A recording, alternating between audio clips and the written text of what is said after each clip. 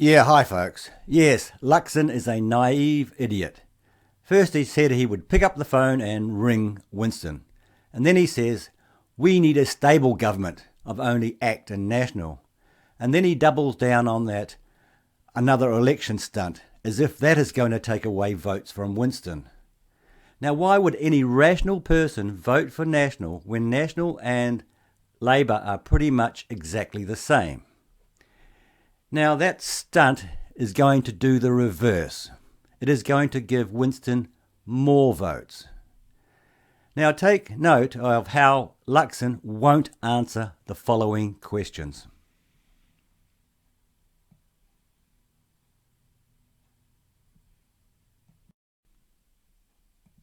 Can we move on to a different topic? So, is it irresponsible for your campaign to be threatening a second election?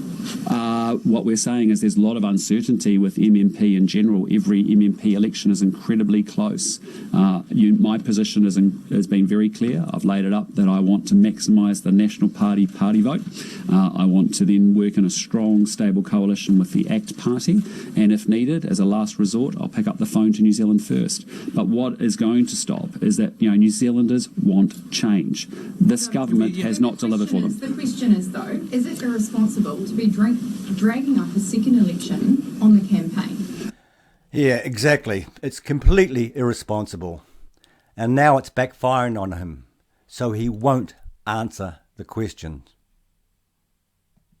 What is irresponsible is 3 more years of Labour, the Party Māori and the Greens not delivering for New Zealanders. Sorry, if you could just get back to the question. The question is it irresponsible to threaten a second election? We're just highlighting there's lots of uncertainty in an MMP environment. The MMP elections are incredibly close. I've laid up very clearly our decision around the parties that we want to work with and can work with. We will make that work based on what the New Zealand public deliver us on Saturday night. But importantly, we are going to make sure that we actually deliver for New Zealanders. Because out there right now... Why are you panicking so much? Sorry? Why are you panicking? Oh, we're not panicking. Yes, you are. That's why your party pulled that stunt. At all.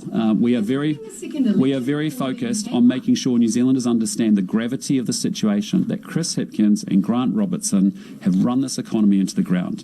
They're not talking about law and order today. I bet you that when you stand up and do Chris Hipkins' media stand up today, what's he going to talk about? He's going to talk about me. Yeah, look over there, look over there, look away.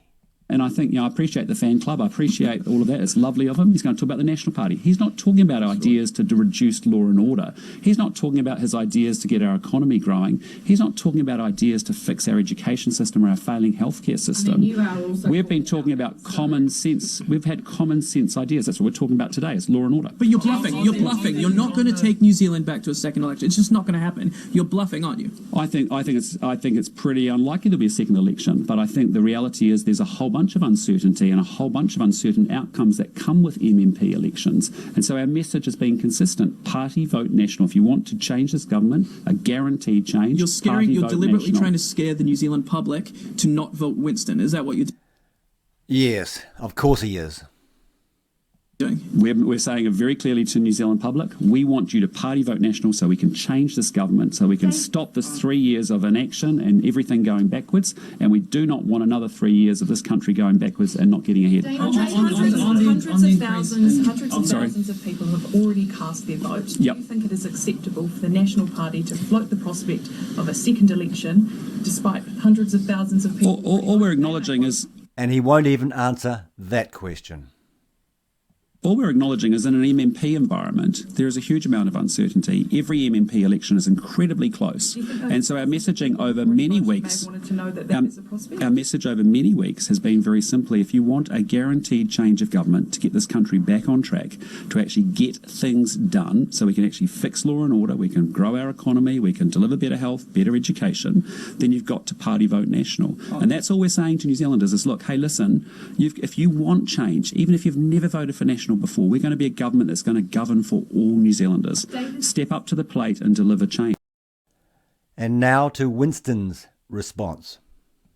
But first up this morning, I think it would be fair to say that if Winston Peters was charging rent for the space he currently occupies in the heads of many other political parties in this country, he would be a very wealthy man. A surprise move over the weekend in which Christopher Luxon raised the spectre of a second election.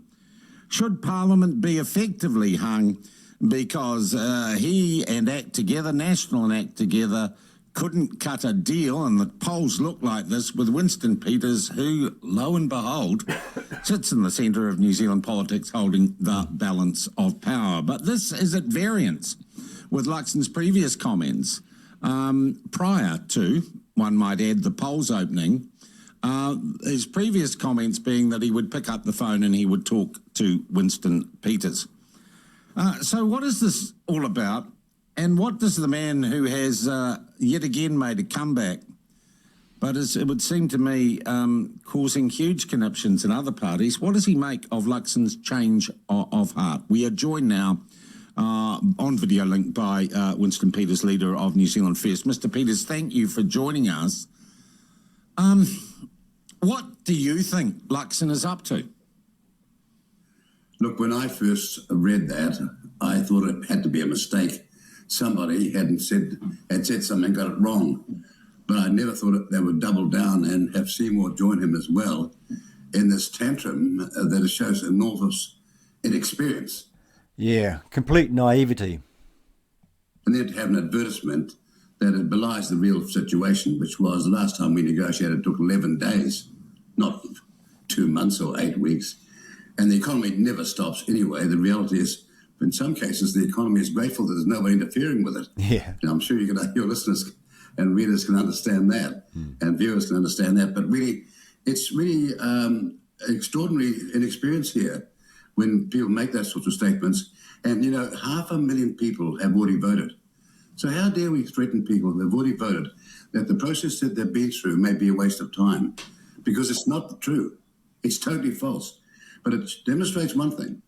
They are so scared of their polls, and these internal polls are showing New Zealand's support much stronger than they think. Yes, Winston's support is growing, and most of it's coming from National, ACT, and the other minor parties. That's our information, and that's why they're flat out panicking. And it's no time to be losing your head. And it's just no time to demonstrate publicly that you don't understand the process.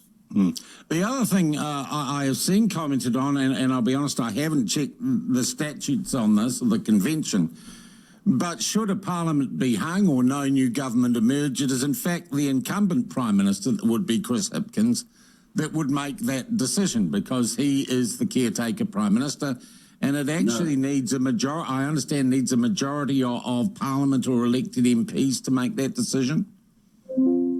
No, the process constitutionally, you've got it about right accepting. The person in the Prime Minister's situation or any situation has to go to the Governor-General and say, I'm asking you to declare us the new government because we have got proof of the numbers. The Governor-General simply has to find out whether that's true. So it would not be, as you say, accepting in this case, how on earth could National Act be panicking like this when this is a government that's the worst I've seen, in a total mess for the last 3 years? Exactly. They've demonstrated what happens to them when they've got no experience or handbrake around them.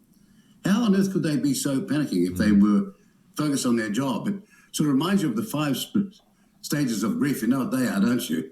It's, first of all, you have denial, you have the anger, then you have bargaining, then you have depression, and then you have a thing called acceptance. Well, get over it now, because we're going to have to get on and form a much better government than this one. Exactly.